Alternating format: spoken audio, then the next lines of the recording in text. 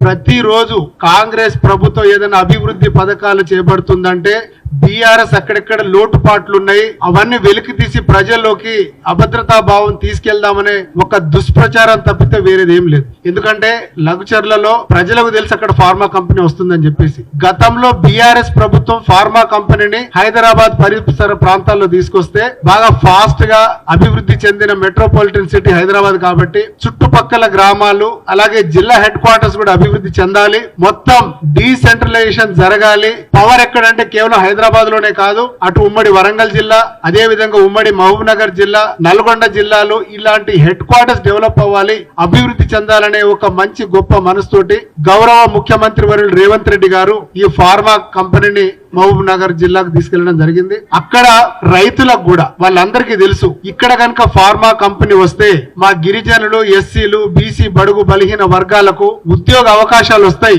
మన బతుకులు బాగుపడతాయి అని చెప్పేసి వాళ్ళందరూ దాన్ని నిజంగా కూడా చాలా మంచిగా ఆస్వాదించిండ్రు. ఇది కేవలం కేటీఆర్ అదే విధంగా అక్కడ ఉన్నటువంటి మాజీ శాసన సభ్యుడి ఒక కీలక పాత్ర.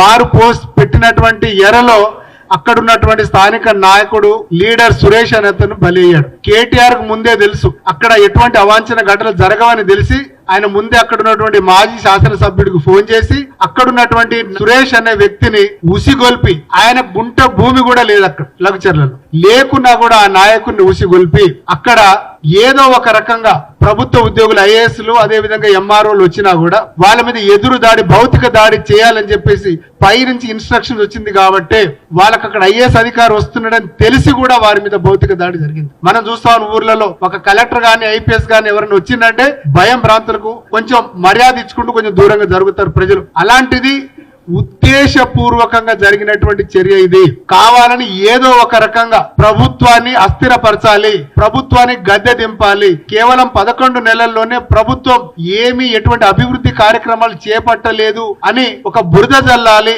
ఒక బట్టను కాల్చి మీదేయాలనే ప్రక్రియ తప్పితే వేరేది ఏది ఉద్దేశం లేదు.